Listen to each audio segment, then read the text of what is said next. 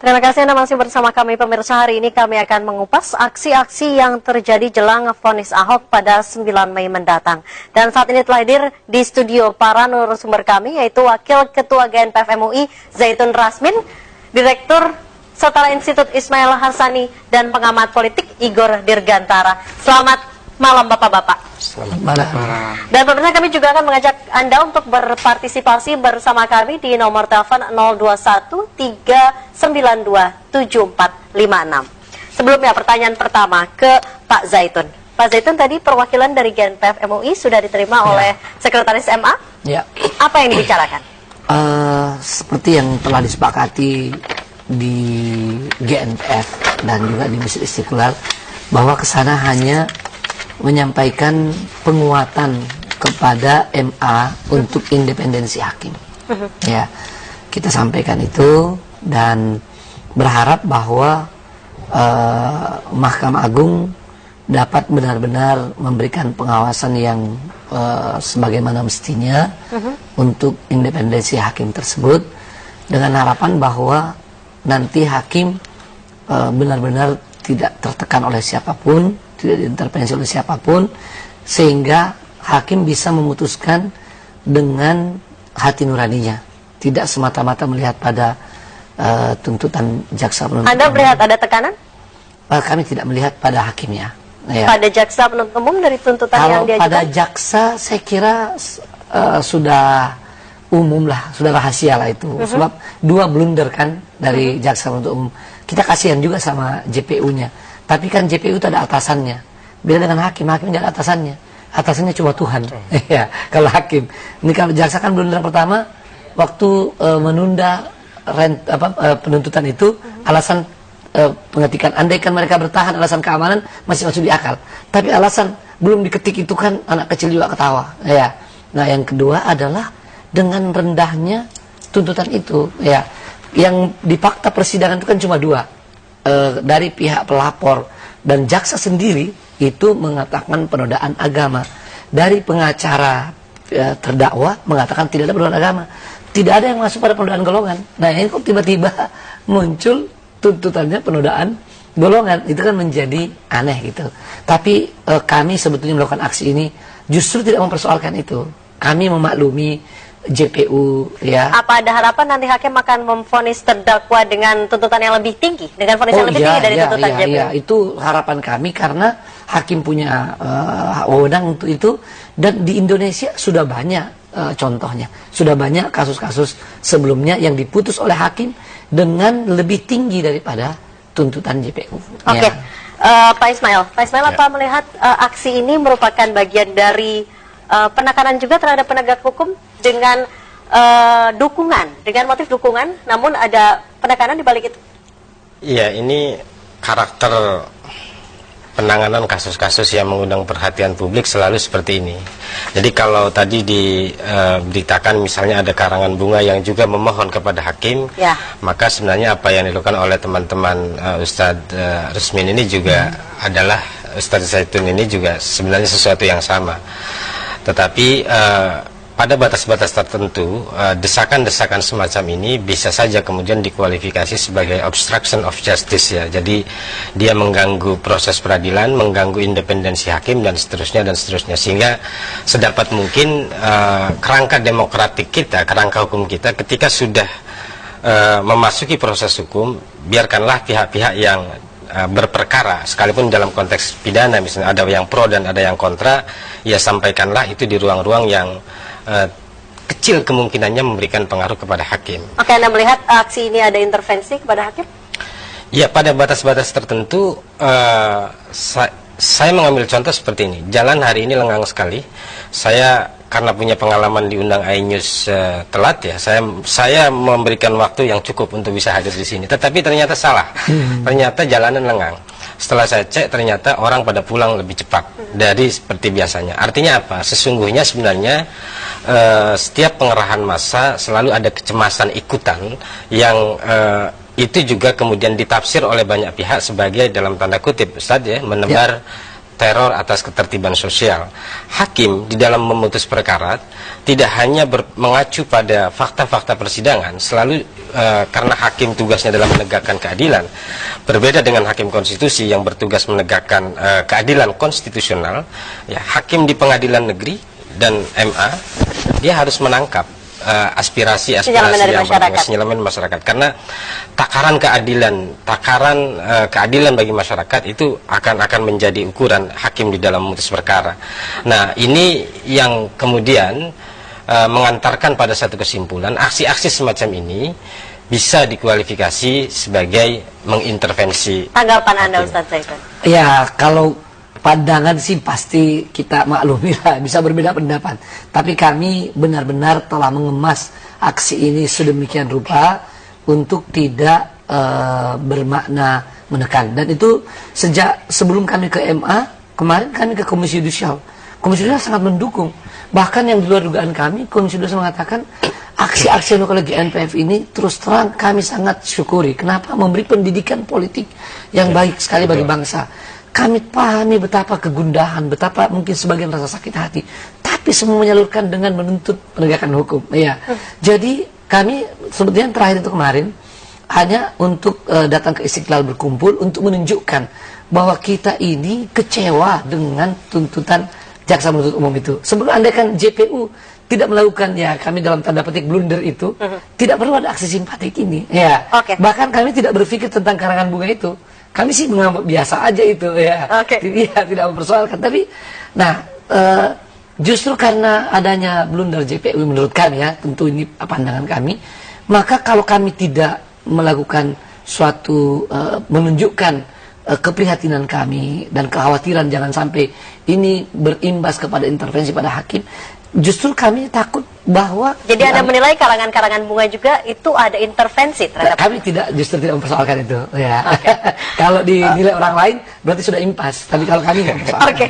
Bang Igor ada aksi simpatik 55 yang meminta hakim untuk independen dan menjerat Ahok dengan pasal 156A, kemudian ada aksi bunga yang sampai berderet-deret, bahkan tidak hanya ke Balai Kota, sudah mulai ke Mabes Polri, ke Istana, dan juga kantor-kantor pemerintahan yang lainnya meminta Ahok untuk dibebaskan. Apa Anda melihat kedua aksi ini adalah sebuah intervensi? Ya, saya lihat itu intervensi. Tetapi ada bedanya. Kalau aksi 55 itu apa yang diungkapkan oleh GNPF UI, MUI ya, GNP. Ya, itu ada rasionalnya, karena kan itu memang sudah maraton sejak 212 ya. 313 kalau nggak salah, dan sekarang ya. Dan persoalan jaksa itu ini menarik ya, reshuffle jilid ketiga itu seharusnya Pak Presiden Jokowi bisa mempertimbangkan agar Kejaksaan Agung dikembalikan kepada profesional gitu, seperti janjinya dulu waktu Pilpres 2014. Itu banyak kok bertebaran di media tentang janji Bapak Presiden Jokowi agar dan dia berjanji ya bahwa kejaksaan itu tidak di tangan parpol gitu ya. Jadi ini cukup mengecewakan juga tuntutan dari JPU yang dibilang tadi gitu. Nah, soal karangan bunga itu juga intervensi politik, itu juga mempengaruhi hakim, tetapi persoalannya juga jadi itu irasional menurut saya. Kenapa irasional, Pak? Irasional karena Ahok sama Jarot sudah kalah. Sudah kalah, dan elit politik juga mengakui kekalahan itu, tapi tidak disertai pendukungnya di Pilkada DKI Jakarta. Jadi itu berlebihannya nanti juga bisa menimbulkan sentimen yang negatif ya kepada publik. Siap menang, siap kalah, ternyata yang siap kalah ya cuman elitnya, pendukungnya kayaknya kurang tidak siap gitu kan. Nggak mungkin kita meminta kepada gubernur baru dan wakil gubernur baru agar misalnya membuat kartu Jakarta Move On Plus gitu ya, kartu baru kan sudah banyak, nanti juga lebay juga ya kan, ada KJP Plus, ada KJS Plus gitu ya, masa kita harus bikin lagi. Jadi itu intervensi sebenarnya, tapi intervensinya nggak terlalu kuat dasarnya, karena Ahok dan Bapak Ahok dan Pak Jarot itu sudah mengakui kekalahannya, ya. Jadi terkesan lebay gitu karangan-karangan bunga. Karangan bunga lebih baik strategi komunikasi aja diperkuat, misalnya bertemu tim transisi, ya, walaupun Pak Ahok bilang nggak ada transisi ini ya, tapi pokoknya di-share gitu ya tentang misalnya APBD 2017 dan lain sebagainya. Nah, dibandingkan dengan aksi simpatik 55 GNPF MUI ini, dia masih rasional karena dia menuntut keadilan kan. Kalau karangan bunga di Balai Kota apa yang dituntut? Sudah kalah kok, telak lagi ya, tidak sekian persen atau tidak selisih 1% sehingga bisa dibawa ke MK. Nggak, terkait ada karangan bunga yang mulai berisi bebaskan Ahok tidak bersalah dan lain sebagainya. Ya, itu intervensi politik juga, sama aja. Jadi nggak perlu menyalahkan GNPF MUI ya, bahwa sebenarnya hal itu juga diimbangi. Sama kok dulu waktu saya masih ingat ada aksi 212 juga diimbangi dengan aksi Bhinneka Tunggal Ika, dan publik Jakarta bisa melihat kok siapa yang merusak, siapa yang tidak gitu ya. Banyak bunga-bunga malah dijaga oleh, ya, bahkan ada yang menikah. Itu udah banyak sekali, dan sebenarnya itu yang menyebabkan Ahok Jarot kalah juga gitu. Karena publik Jakarta itu sebenarnya memang rasional, 20% cuman pertimbangan agama, ya kan, itu dari berbagai survei sudah. Enggak, jadi bukan berarti bahwa kalau kekalahan Ahok Jarot itu juga karena faktor agama, lalu kemudian, ya itu label politik, kemudian Anies Sandi tidak menghargai keberagaman, itu menurut saya, nanti dilihat aja lah di dalam tim transisi ini, saya yakin Bang Sandi dan Pak Anies gitu ya, pasti akan mewujudkan apa yang diminta oleh Pak Prabowo, menjaga keberagaman, begitu. Oke, Pak Ismail, unjuk rasa adalah hak asasi. Baik aksi simpatik 55, kemudian aksi karangan bunga juga adalah hak asasi. Sementara Ahok juga mempunyai hak asasi. Sedangkan kedudukan orang di mata hukum itu sama. Kemudian bagaimana seharusnya hakim menimbang keputusan ini demi keadilan? Ahok punya hak asasi menuntut keadilan, begitu juga dengan massa juga punya hak asasi untuk menuntut keadilan. Ya, massa tidak punya hak asasi menuntut keadilan. Jadi konteks hak asasi manusia itu pertama-tama yang harus dipahami, subjeknya adalah negara. Jadi dia hak asasi, subjeknya adalah negara, dan yang kemudian dilanggar haknya adalah warga negara. Akan terjadi pelanggaran hak asasi manusia ketika misalnya Ahok sekarang dituntut 1 tahun penjara, 1 tahun dengan 2 tahun percobaan. Kalau kemudian hakim memutuskan melampaui dari apa tuntutan jaksa, itu bisa dianggap hakim melakukan pelanggaran hak asasi manusia. Karena apa? Karena dalam prinsip hukum bahwa hakim tidak boleh memutus melampaui apa yang hakim tidak boleh memutus? Tidak boleh melampaui apa yang dituntut oleh jaksa penuntut umum. Oke. Pak Ismail, sebelum kita lanjutkan dialog, sudah ada penelpon dari Bu Rosi dari Bangka Belitung. Halo, selamat malam Bu Rosi. Malam. Bu Rosi, silakan dengan pendapat Anda. Iya, saya cuma mau tanya kenapa ya seharusnya kita semua menyejukkan suasana. Halo? Iya, Bu Rosi. Ya? Ya, silakan. Ya, saya mau sarankan biar kita semua itu menyejukkan suasana. Jadi tentang hukum Pak Ahok, kalau udahlah kita jangan berbesar lagi. Pak Ahok juga minta maaf, udah itu supaya iNews juga sering menyejukkan, memproduksi berita yang enak, menyejukkan, sama-sama kita semua juga saudara kan. Kita semua hidup di dunia ini kan pasti ada yang salah. Saya tanya Pak Ustadz, kita semua kan pasti ada yang salah, benar nggak? Pak Ahok juga sering minta maaf. Nah, juga dia itu ada pamrihnya lah untuk negeri ini. Oke, baik. Terima kasih, Bu Rosi. Nelfon dari Bangka Belitung. Ustadz mungkin mau menjawab. Jadi saya kira ini salah satu pandangan masyarakat yang patut kita hargai. Sebab tentu ada kekhawatiran dari masyarakat. Tapi kami juga perlu jelaskan bahwa sebetulnya kami itu tidak ada dendam pada Pak Ahok. Bahkan kami ini ya tidak ada keinginan melihat orang itu di penjara. Tidak ada. Ya. Rasanya naif sekali. Ya. Tetapi ini kan persoalannya di dalam kehidupan bermasyarakat. Harus ada hukum yang ditegakkan. Ya.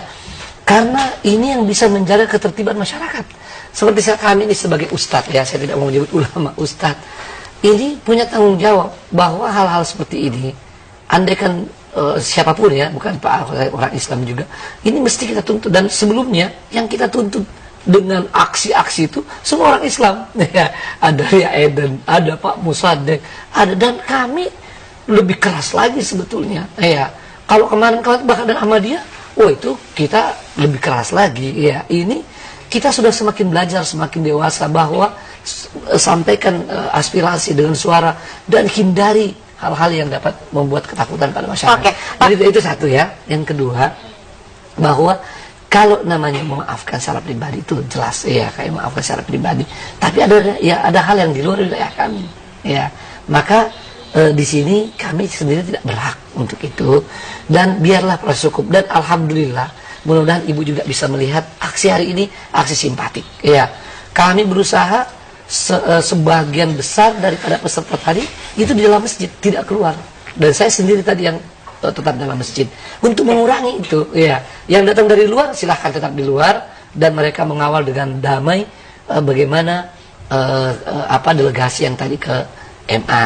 Nah, jadi kami sudah berusaha semaksimal mungkin untuk ini tidak menimbulkan kekhawatiran dan ya seperti itu. Oke, baik. Sekarang kita lihat dari karangan bunga banyak yang bertuliskan jaga NKRI, jaga Pancasila, anti radikalisme dan sebagainya. Nanti saya akan usai jeda saya akan bertanya kepada Mas Ismail, apakah benar ada akar-akar atau benih-benih radikalisme yang tengah tumbuh di Indonesia? Usai jeda berikut tetap ya, Anies.